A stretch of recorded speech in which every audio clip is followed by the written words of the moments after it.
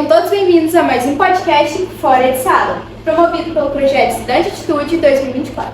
Eu sou a aluna Emily Caroline, do segundo ano e coordenadora do Estudante Atitude no AI, juntamente com os professores Daniele Ferreira e João Paulo Gonçalves. E estarei com você no programa de hoje.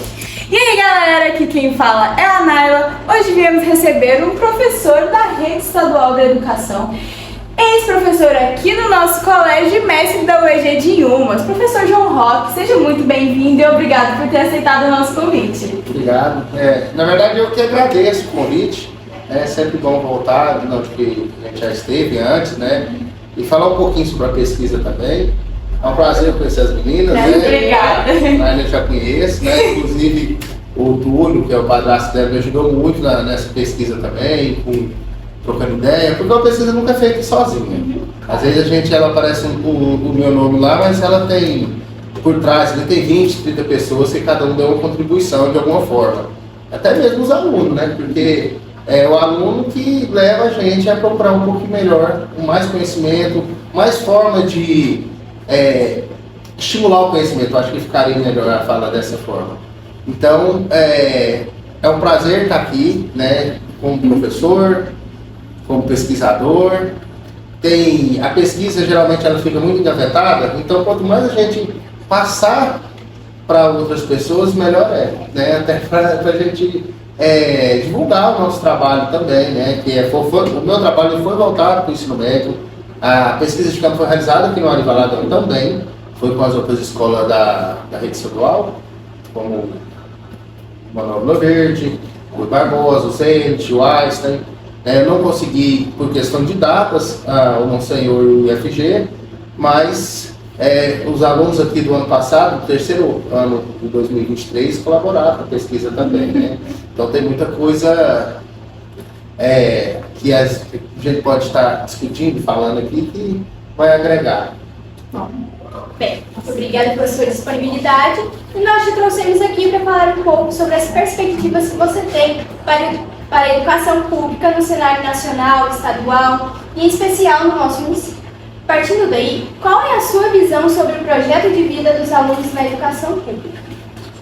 O projeto de vida, inclusive, já vou falar novamente, ele faz parte dessa minha pesquisa, né? Ele foi o pano de fundo da minha pesquisa. Porque o projeto de vida ele é um termo que está em disputa também. Porque o projeto de vida em si vai começar lá nas escolas de base, nos assentamentos sem terra, nas comunidades populares. Essa concepção de projeto de vida, do qual nós estamos trabalhando aqui na educação, de forma geral, ela é uma concepção neoliberal.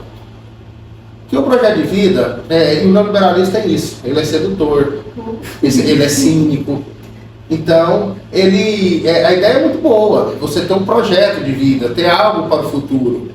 Só porque, quando você pega um pouquinho mais a fundo, essa ideia de projeto de vida, se você não tomar cuidado com ela joga nas costas dos alunos toda a responsabilidade pelo um possível fracasso. Inclusive, até foi o fato de eu estar aqui, né? Que aqui, não sei se vocês, imagino que vocês já saibam, aqui foi uma das escolas pilotos do projeto de vida. E o projeto de vida é o carro-chefe do ICE, do Instituto com Responsabilidade da Educação, que é o que, né, é o mentor, o gestor desse modelo de escola, que é o CEPI. Então, eu via muitos alunos aqui que tinha um projeto de vida bacana e tal. Aí, às vezes, a gente é da cidade, anda, às vezes eu vi um menino ali trabalhando num supermercado, numa loja, né? E ficava pensando assim, onde que esse menino errou? Será que ele sabe qual foi o erro? Será que eu, professor, sei qual foi o erro? Então, isso me levou para assim, se eu não sei, eu tenho que procurar essa resposta em algum lugar. Né? Então, foi um dos motivos que me motivou a voltar a estudar, porque eu já fazia 17 anos que eu estava parado. Eu tinha feito a graduação e não tinha feito mais nada. Eu até queria pôr um parênteses, porque quando a gente fala assim, o aluno ele está trabalhando no caixa do mercado, como vendedor, não é que eu estou desmerecendo a profissão. O que acontece? Trabalho gera riqueza. se ele está no caixa e não ficou rico, o trabalho dele serviu para enriquecer alguém. Certo? Então, o que eu quero, o que eu sonho, né, uma sociedade do qual nós sejamos realmente iguais, sejamos as mesmas oportunidades. Então, se ele, esse aluno, o ex-aluno, né, melhor dizendo, ele não teve a oportunidade de ter um acesso financeiro, um acesso cultural, através do estudo, alguma coisa ali falhou. Então, não é que eu esteja desmerecendo em si a profissão, mas é porque o que me pareceu naquele momento é que existem pessoas que estão destinadas àquele serviço e são pessoas que estão destinadas a ser o dono do supermercado. Patrão. E isso me incomodou muito. Né? Então, o projeto de vida, ele pega lá no final das contas, a Naila fala assim, ó, eu quero ser uma advogada. Só que, para a Naila ser advogada, existe todo o sistema em volta dela, familiar, social, tem um financeiro, uma questão de status, né? Então, quando você para e fala assim, o meu projeto de vida, você está jogando tudo para o menino decidir, porque se der errado, eu ignorei toda a função do Estado, toda a função familiar, para poder jogar para esse aluno, né? Para esse adolescente. Toda essa responsabilidade. Então é um cuidado que a gente tem que ter muito, sim, com o projeto de vida. Eu acho muito bacana o projeto de vida, bacana mesmo, só que ele, acompanhado desse projeto, ele tem que vir toda essa estruturação em volta. Explicar. Nós podemos chegar assim, ser um juiz? Sim, mas você tem que entender que o seu percurso é muito mais longo e muito mais esburacado do que alguém que tem ali à sua disposição o estudo, o descanso, a parte cultural, o acesso a outros tipos de capital escolar, como o inglês, né, um curso separado. Então, que você tenha, que não simplesmente eu falo assim, é só se você não quiser. Sabe por quê? Porque senão nós estamos transformando a educação numa espécie de coach. O professor, ele não é mais professor, ele é coach. Vai, você consegue. Vai, se você não for, entendeu? Nesse sentido. Então o projeto de vida em si, ele é muito legal, mas, como tudo na vida tem um mas, ele é complexo. Não pode ser vendido assim, baratinho. Claro. Mas assim, sendo você um professor de educação física, como que você acha que os esportes podem ajudar na transformação da realidade dos alunos? O esporte, ele traz alguns valores que são importantes. O perder, vencer, porque tem gente que acha que é difícil saber perder, mas saber vencer é mais difícil ainda. Saber respeitar o adversário, saber respeitar a força do outro. Eu vejo o esporte como base, como um projeto educacional muito válido, muito rico e necessário. O esporte, quando ele sai dessa fase de educação, com a fase de esportivização, de competição, aí ele já tomou outro rumo. Mas dentro a gente consegue sim recuperar muitos alunos, consegue inserção, porque o ser humano ele vive em grupos. Então, tem pessoas que eles vão procurar a galera do rico, a galera do cowboy, né? Então, é normal o ser humano procurar o grupo, principalmente na adolescência. Ele procura uma identidade. Então, que se identifique naquele lugar, que ele se sinta importante, que ele se sinta acolhido, né? E nisso aí a gente pode colocar a igreja também. Então, o esporte, ele tem essa função de trazer para dentro do grupo, de valorizar esse adolescente e também trabalhar alguns princípios. Então o esporte como educação, eu vejo assim que até é uma saída, porque a partir do momento que você educa dentro de determinados valores, são valores sociais, não é uma moralidade que está se criando, são valores sociais do próximo, da diferença de força, de reconhecer do gênero. Então tudo isso você pode trabalhar dentro do esporte. Questão de raça, tudo, você consegue trabalhar dentro do esporte. E como ele é acolhedor, nesse sentido que eu falei para vocês, de acolher o adolescente, ele vai aceitar melhor, né? Então ele vai aceitar esses valores de uma forma mais espontânea, porque é também do adolescente o embate. É a fase, é uma fase da vida, né?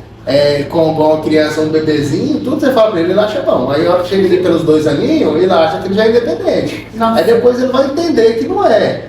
Né? Aí você chega ali no 6º ano, no 7º ano, os meninos de 10, 11 anos, os olhinhos dele brilham, porque ele acha que tem muita coisa para falar para ele quer aprender, sabe? Aí quando chega na idade assim, dos 15, 16, 17 anos, esse adolescente, ele acha que ele já sabe muito. Sabe de tudo. Então eu não tenho nada para falar, o professor não tem nada para falar, o pai não tem nada para falar. Aí, mas são fases. Na hora que você chegar ali perto dos 20 anos, você vai entender que não foi bem assim, né? Aí você vai regredir e a vida continua, são ciclos da vida, né? Então o esporte, ele tira um pouquinho dessa barreira do embate, por ser acolhedor. Bem, hoje nós vivemos num mundo extremamente dividido. Existem brigas e discussões sem fundamentos por todos os lados. Como você acha que a educação pode amenizar essa violência na sociedade? E, em especial, para o papel da educação física nesse cenário? Eu tenho um exemplo que eu falo sempre com os alunos, que é o seguinte. 2 cachorros, quando eles querem um pedaço de osso, eles brigam porque eles não sabem conversar. Né? Então, porque um animal, eles vão para as linhas de fato porque eles não conseguem dialogar. Simples assim. O ser humano, quando ele é ignorante, e quando eu digo ignorante no sentido de ignorar informações, ignorar o conhecimento, ele também tende a partir para a violência física. Sim. Então, aí quando você fala assim, como que a educação ajudaria isso? A educação ajuda porque quanto mais você se dedica à educação, e quando eu digo educação, ela não é só a educação escolar.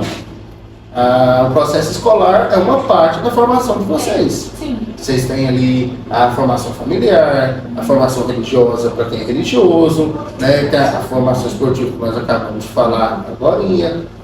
Então é uma parte desse processo. Então a educação, ao diminuir a ignorância, no meu modo de ver, ele vai conseguir também começar a diminuir barreiras. Quando você fala dividido, sempre foi dividido, né? Sempre existiu essas divisões. Só que, lógico, está nítido, ainda mais por uma questão política. Ela não é só política. Ela é uma questão também de princípios, de moralidade, de religião. E ao longo da história nós tivemos alguns períodos assim. Então, quando a gente tem muito falta de conhecimento, né? Ficou contraditório, né? Muita falta de conhecimento, né? Mas assim, quando falta conhecimento, falta a paciência de sentar, ouvir o outro, aí é a hora que a violência ela começa a se estabelecer. Porque assim, eu falo porque eu particularmente eu tenho uma posição política muito bem definida e todo mundo conhece. E quem tem do outro lado conversa comigo naturalmente, nunca tive problema nenhum. Por quê? Porque da mesma forma que eu respeito, essa pessoa vai me respeitar também. Tem essa questão da reciprocidade também. Porque se você agride, você vai ser agredido. Sim. Né? Então, assim, é até uma forma da pessoa se defender. Então, eu vejo que o processo educacional como um todo, não só o escolar, porque também a gente não pode jogar tudo para cima da escola, a escola é uma parte do processo educacional inteiro, então ele vai contribuir para que a gente diminua essa ignorância nesse sentido de ignorar as outras coisas, ignorar a boa convivência, ignorar o respeito, ignorar a diferença e por aí vai. Cada um tem uma opinião. Cada um tem uma opinião. A gente tem que aprender a respeitar a opinião alheia. Somos culturais, né? A diversidade é isso. A gente vive uma sociedade. Cada um tem uma opinião. E tem que ser dessa forma. Sabe por quê? Porque senão nós estaremos até hoje carregando bloco de pedra nas costas, porque não tinha inventado a roda. Não evolui nunca. Porque assim, cada um é de uma forma. Cada pessoa, ela reage a uma situação de uma forma. Tem um pensamento diferente. Tem um Se não tivesse pensamento diferente, a gente não evoluía. E por que esse pensamento é diferente? Justamente por causa dessa educação que eu falei para vocês. Você recebe uma educação de uma forma, você tem uma organização familiar de uma forma, eu tenho outra. A minha é melhor que a sua? Não, necessariamente. Tem que respeitar. Tem que respeitar. A minha educação é melhor que a sua? Não é, de forma nenhuma, são diferentes. Ela vai ter ponto positivo, vai ter ponto negativo, da mesma forma que a sua também vai ter.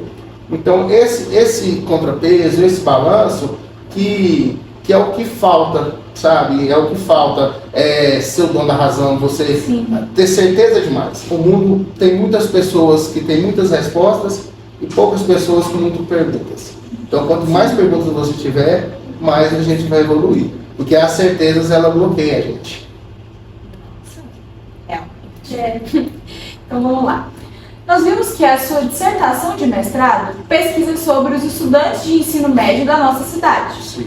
Você acha que com o sistema de educação que temos hoje, os alunos conseguem sair do ensino médio com consciência do que eles devem fazer para transformar a sua realidade? Não. Se fosse uma resposta simples, eu diria não. Não. Por N fatores que nós estamos já colocamos aqui, né? A questão da fase mesmo, a fase de evolução quanto pessoa, quanto sujeito, né? A adolescência é uma fase de muita incerteza, ou de várias certezas. Então, esse já é um motivo de a gente não ser um período assim, que seria propício para tomar essa decisão, uma decisão muito nova, muito cedo. Qual que é a primeira parte da pergunta? Sobre sua dissertação de mestrado, que pesquisa sobre os estudantes do ensino médio da nossa cidade. Sim. Uma fala também que eu gosto muito é que assim, a educação ela tem que parar de dar certo. Fala assim, a educação deu certo demais, a educação não dá certo. Não, a educação deu certo demais porque ela foi proposta. A educação ela é proposta para formar mercado de trabalho. Ela é proposta para formar o que Marx chamou de exército de reserva. Porque o capitalismo ele sobrevive disso. Se você não tem, nós tivemos uma crise aí que até derrubou o governo há uma década atrás, porque faltou mão de obra. Né? O que foi? A filha da babá, como assim? A filha da empregada agora ela quer estudar e não quer vir lavar minha casa? Entendeu? Então, a educação ela é muito assertiva porque ela realmente se propõe. Nós temos uma educação e não é um projeto de governo, é um projeto de Estado. Eu imagino que vocês, assim, para quem não sabe a diferença, o governo é aquele que se instalou hoje e coloca as metas dele. Sim. E o de Estado é algo que está ali dentro das políticas entranhado. Esse modelo de educação que nós temos, ele começa lá em 96, com a LDB. E ele vem com várias e várias políticas ao longo dos anos. Nós tivemos governo de direita, governo de esquerda, governo de extrema direita, e ele continua igualzinho. Então nós temos uma educação que ela lógico que ali no meio dos governos de esquerda teve um cunho social, mas ele não deixou de ser o que ele foi proposto a ser. O projeto social que eu falo é quando tem o ProUni, quando tem as bolsas igual ao Estado de Goiás paga a bolsa para os alunos de ensino médio, o teu pé de meio do governo federal, mas não deixa, ele não rompe em momento nenhum com aquela proposta inicial lá de trás da LDB, que é fazer mão de obra. Sim. O exército de reserva. Então, quanto mais empregado você tiver, mais barato vai ser a mão de obra. E não esqueça que há 130 anos atrás a mão de obra não era nem paga, né? Nós ainda vivíamos no período da escravidão. Sim. Então, a educação ela é um processo que ela tem que parar de dar certo. Ela tem que parar de formar para o mercado de trabalho apenas. Tem que formar para o mercado de trabalho? Ok, tem, mas nós temos que ter uma massa crítica. Nós temos que ter uma massa, ter estudantes que saiam daqui do colégio sabendo questionar. Discute-se muito a questão da educação financeira. Por que não ter educação financeira? O menino, aí ele vai crescer, vai pagar empréstimo e tal. Então,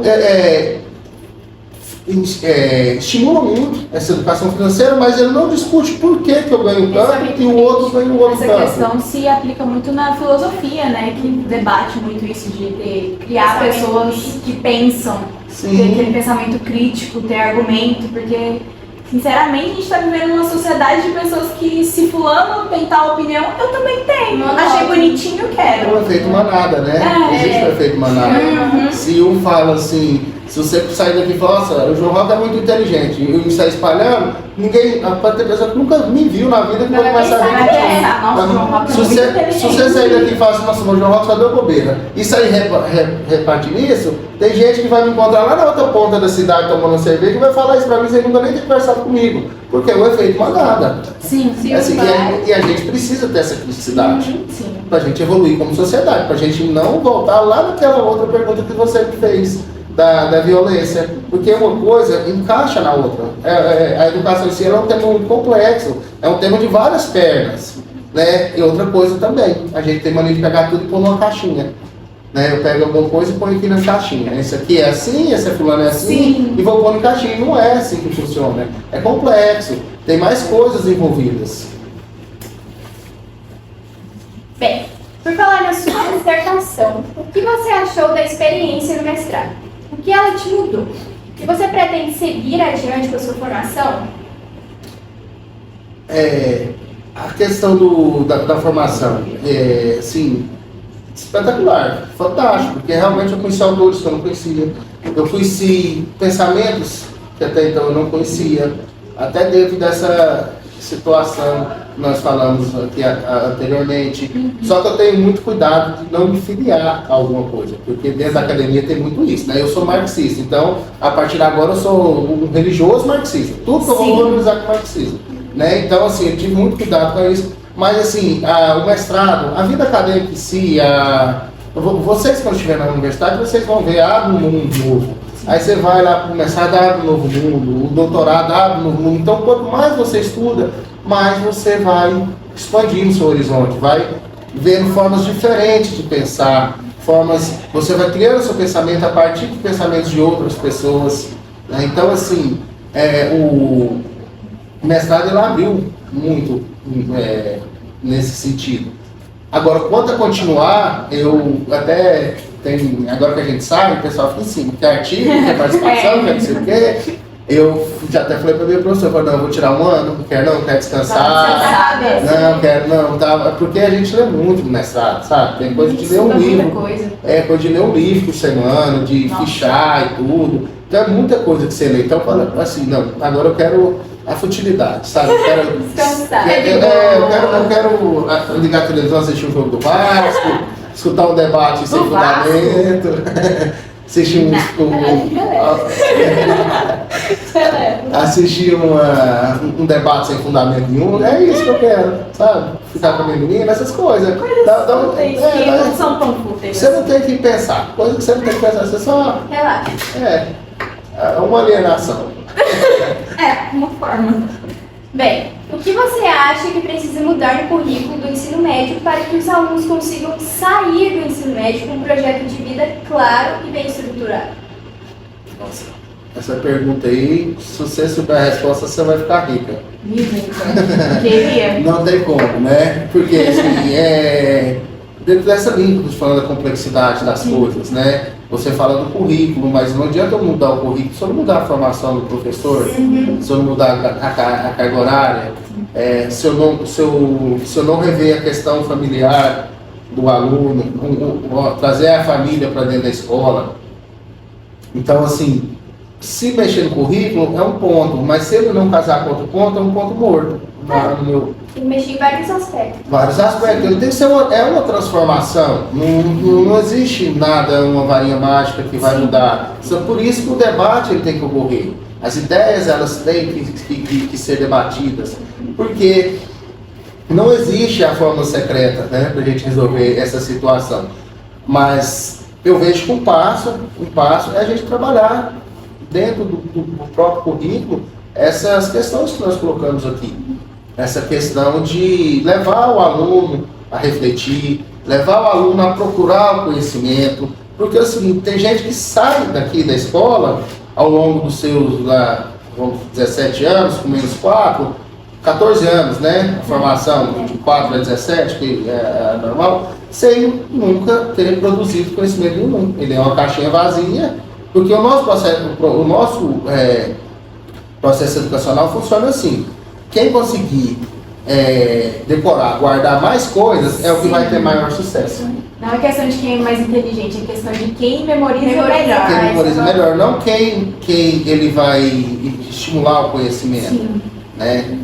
A gente vai ter isso lá no mestrado, no doutorado, que a gente vai começar a ter essa visão da produção do conhecimento. Então, o nosso processo educacional, além do currículo que nós falamos, até onde desemboca, que hoje é o Enem, que é o vestibular, ele tem que ser modificado. Porque o nosso processo é o seguinte, você tem, quanto mais robô você for, quanto mais você memorizar forma, memorizar respostas, memorizar acontecimentos, regras de português e por aí vai, atlas, geografia, corpo e tudo mais, você vai ter maior sucesso. Você pode não ter produzido nada de conhecimento ao longo dos 13 anos, 14 anos, e mesmo assim você ser bem sucedido na vida escolar. Então, é esse ponto que eu trago aqui para vocês, para a gente pensar junto. É essa questão de como nós temos que transformar um processo como um todo. E esse como um todo, ele não surge agora com, vamos trocar o governo do Estado, vamos trocar o governo do país, o governo municipal. Não é bem por aí. Não por esse motivo, né? Não é bem por aí, porque existe todo um processo que envolve. Então a gente tem que modificar a forma com que nós encaramos a educação. Claro. Então, a educação física, em especial os esportes de competição, gera muitas vezes rivalidades nem sempre saudáveis. Como você acha que os professores devem lidar com os alunos para que eles estejam preparados para lidar com as frustrações do esporte? O esporte em si, como fator educacional, como a gente já havia conversado anteriormente, ele é muito válido, mas quando ele parte para a competição, para a esportização, ele perde todo o seu caráter educativo. Ele passa a ser competição, ele passa a ser, em alguns casos, ganho, profissão. Então ele vai gerar essa competição mesmo. Né? Então quando ele parte, ainda mais aqui, os nossos atletas são popstar. Ele vende, ele é mais uma figura pública do que um atleta em si. Ele precisa ter essas duas coisas casadas, né? Então, o esporte de rendimento, ele é para alguns poucos, que além de ter uma predisposição para aquela atividade, ele ainda tem que abrir mão de muita coisa. Um atleta, por exemplo, ele não pode beber a cerveja dele tranquilo, ele não pode comer churrasco dele tranquilo. Saúde, dependendo de esporte, para meninos não pode nem ter unha comprida, nada. Então, sim. São para alguns. O esporte de rendimento são para alguns, não para todos. Sim. E quando a minha visão de esporte é um esporte para todos. E o esporte para todos, ele é um esporte dentro daquela concepção que nós conversamos de educacional. Porque quando ela ultrapassa para a questão da competição, ela já foge, no meu ponto de vista, ele já foge desse processo educacional, porque ele vai precisar de rendimento. Quando fala assim, o esporte, o esporte de forma geral, ele é promotor de saúde. O cara que vive com o joelho machucado, que tem estiramento muscular, ele está com saúde? Não está com saúde. Não. Então o esporte de rendimento, ele não é um esporte para saúde. Ele não promove saúde. Ele já quebra essa fala aí. Então o esporte de rendimento, ele é para alguns. E dentro da escola, a gente não pode trabalhar para alguns. A gente tem que trabalhar para todos. Bem, muitos alunos hoje desejam o curso de educação física no ensino superior.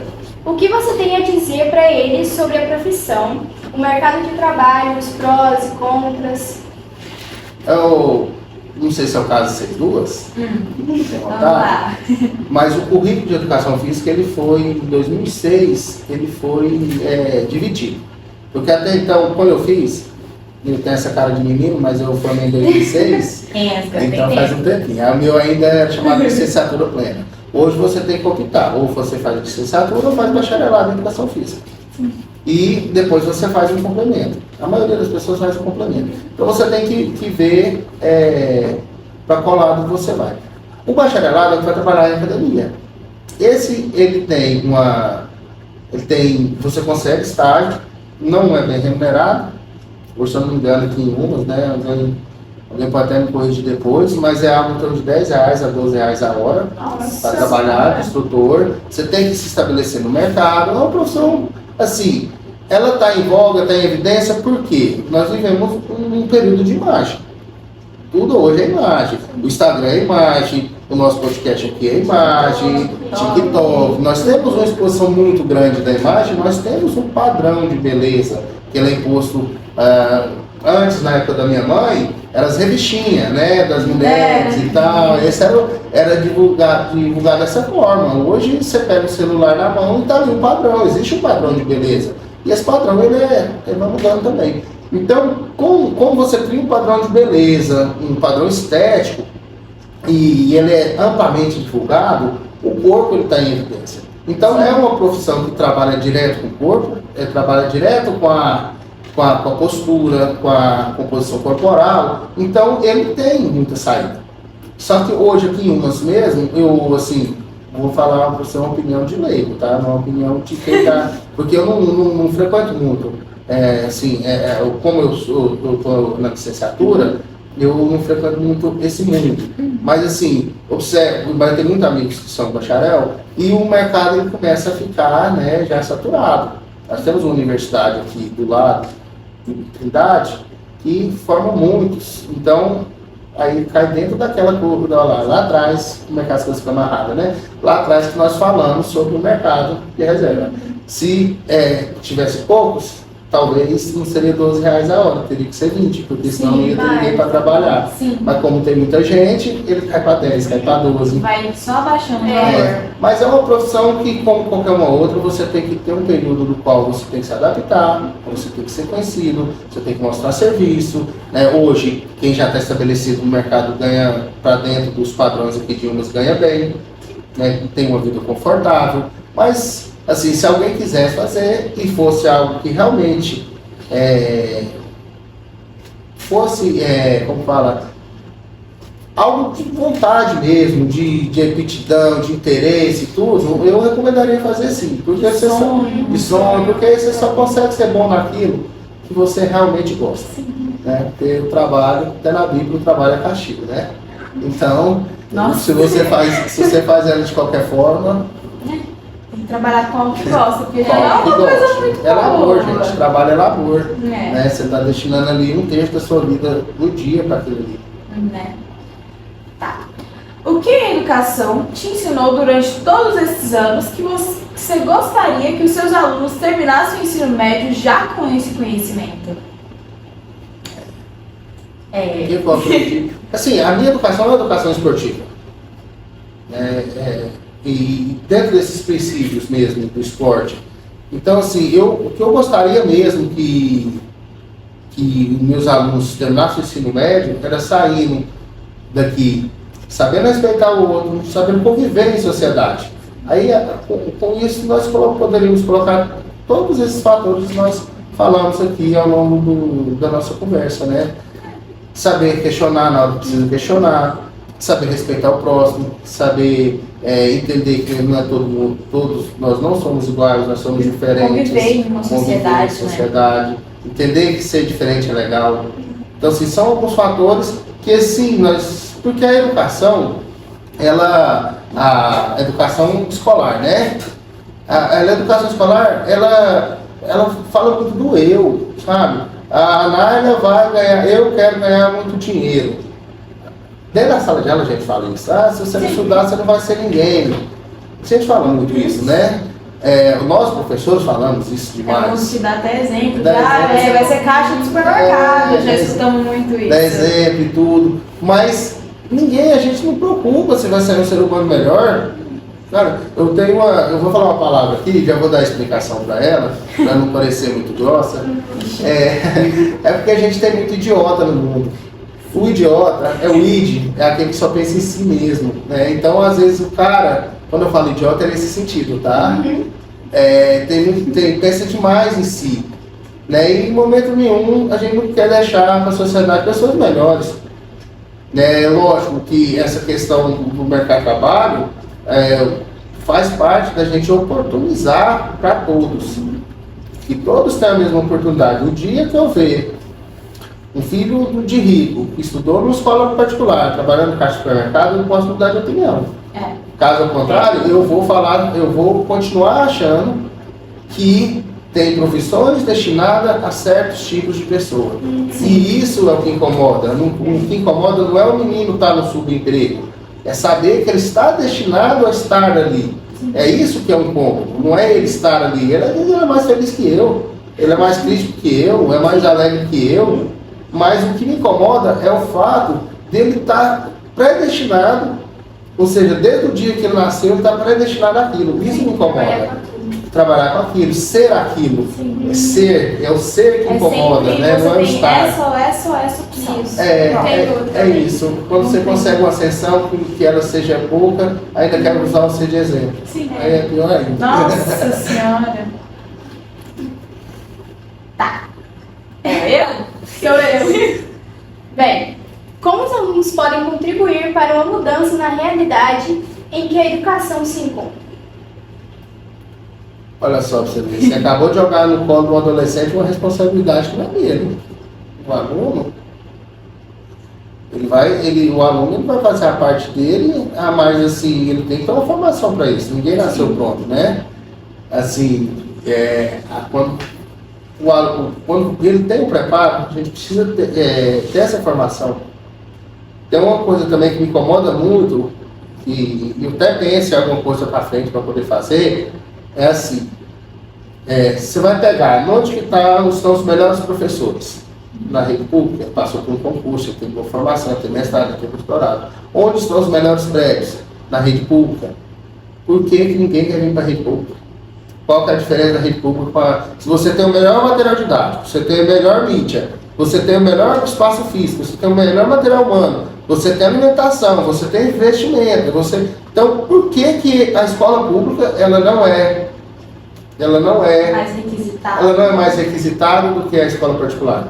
Lógico, nós temos toda uma questão de status também, tá? Envolvida aí, dentro desse muro. Mas assim, eu penso que talvez seja, eu trabalho com o Bourdieu, ele fala muito de capital cultural. Então, seja esse capital cultural, né? A Bourdieu fala isso, que a escola ela é uma repetidora de desigualdade.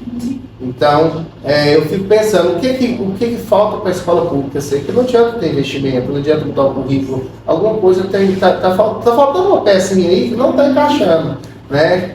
Assim, eu penso que talvez seja trazer a escola para dentro, ou a família para dentro da escola. Pensa comigo, nós temos isso é uma ideia que eu tenho, que está sendo amadurecida. Pensa comigo, você tem um agente de endemias que vai lá na sua casa ver se você tem o mosquito lá dentro, tem o criatório. Você tem um agente de saúde que vai lá ver se o seu idoso está tomando o remédio certo. Por que a gente não pode ter um agente escolar, um assistente social que vá até a casa e veja a realidade? Porque ele só traz para a gente, o aluno traz para a gente a visão dele. Então, assim, são algumas coisas que a gente pode pensar e pode, aos poucos, né, mudar. Eu não sei se eu consegui responder sua pergunta, mas interessante. Tá, próxima pergunta. Muitos acham que as aulas de educação física são apenas voltadas para a prática de esportes, principalmente futsal. Como as aulas teóricas podem promover uma mudança de pensamento com a relação à cultura opressora que existe na nossa sociedade? Dentro desse currículo de educação física, a gente pode discutir, lá no Lutas, nós temos a questão da vontade do judô. Vamos falar sobre o judô. E eu não vou ensinar o menino a dar um ponto.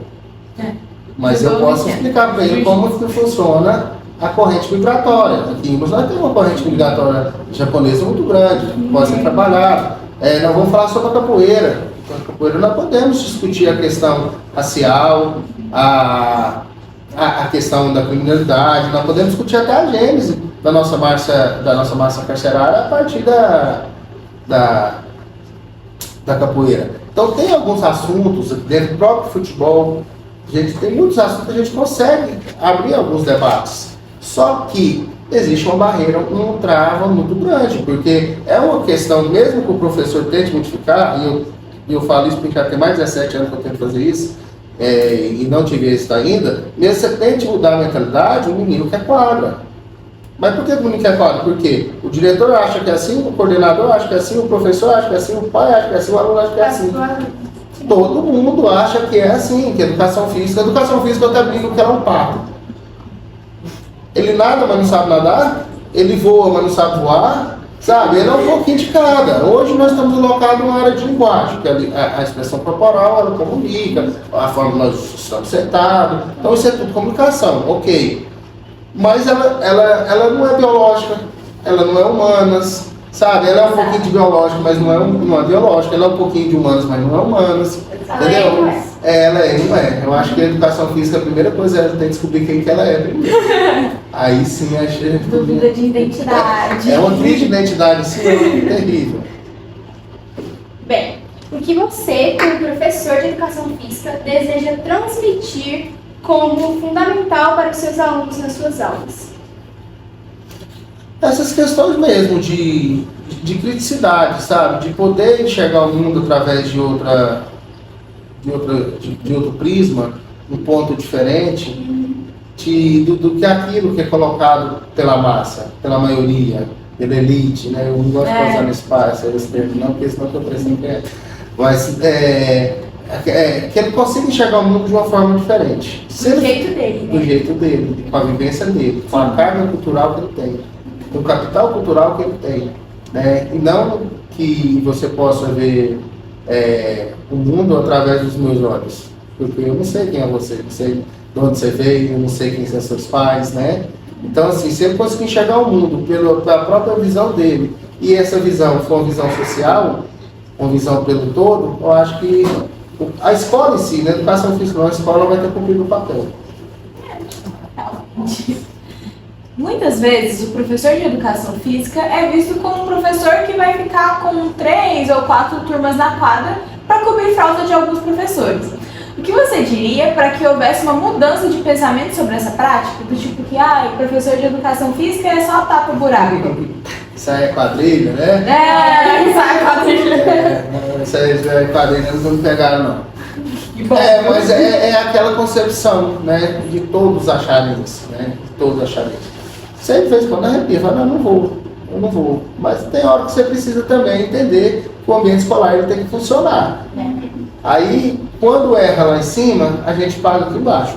Se tem 3 salas lá, porque faltou 2 professores. Se faltou 2 professores, é porque a Secretaria de Educação provavelmente não mandou o professor para a escola. Se o professor está doente, todo ser humano tem o direito de adoecer, né, a coordenadora tem que ir para a sala de aula. Né? Então, se alguém falhou, aí é a hora que a gente cobre. Aí depende, né? Aí depende da gente perceber de onde que vem essa falha, de que forma que essa falha e se ela é corriqueira. Né? Eu mesmo nunca aceitei. Eu tô lá, na minha turma é essa. Se você quiser pegar sua turma e pôr no canto, você põe. É problema seu. Não, isso eu não faço, nunca fiz, não. Faço. Mas acontece. Não faço, porque senão eu tô falando, eu tô cobrindo um erro que não é meu. E eu vou errar muito, então já vou ter que cobrir vários erros durante a vida, né? Então, não sei se vai ser legal ficar cobrindo os outros o tempo inteiro. Mas é uma mudança de visão sobre a disciplina mesmo. Ela tem que ter uma visão diferente.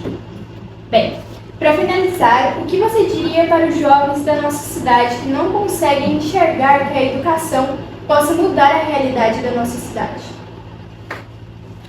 Sim, falar para adolescente é pedir para ele rebater, né?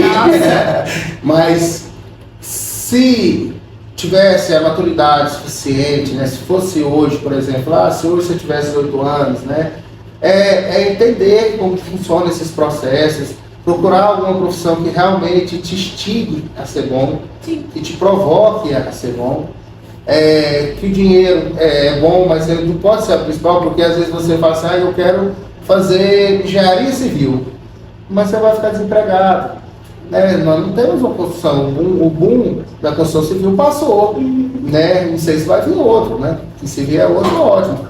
Mas o boom da engenharia civil, ela passou. Então, que procure algo que realmente instigue a ser melhor, que te dê prazer, que te estimule a ser melhor tanto para você quanto para os outros e que não se apegue a essa questão do status, porque existem as profissões de status, doutor, advogado, doutor, engenheiro, por aí vai, e não se apegue a isso, ao status, porque o status ele não enche barriga e ele não vai te dar alegria em momento nenhum. Enfim, muito obrigada, João Roque, pela Muito sua participação agradeço. de hoje. Você contribuiu bastante para enriquecer o nosso conhecimento sobre educação. E agora eu deixo aberto para suas considerações finais. Vou responder essa bem rápida, tá? O diretor já está ali. Assim, eu agradeço o espaço. Sempre que precisar conversar, pode me chamar. Eu venho com o maior prazer para poder falar. Bom saber disso. É bom falar sobre o que a gente estudou, porque assim, senão, se a gente não falar, a gente engole inteiro as coisas, né? Então, nem justifica você estudar para poder guardar isso para você. Porque daqui a pouco eu vou embora e alguém tem que levar isso para frente, né? Porque a vida é um ciclo. A gente morre e outros ficam. Então a gente tem que continuar. Então, assim, é um prazer realmente muito grande estar falando com vocês, estar conhecendo vocês. Que bom. Estar aqui de novo. Espero que tenha contribuído mesmo Contribuiu, de alguma com forma. E sempre que está, as portas estão abertas, né? Isso sempre se quiser me chamar é na hora. Obrigada. Mais uma vez agradecemos a sua participação e obrigada a todos vocês que têm nos acompanhado. Nos sigam nas redes sociais, compartilhe o podcast, deixe o like para que possamos alcançar ainda mais pessoas. Fiquem atentos para as próximas entrevistas e até semana que vem. Beijão!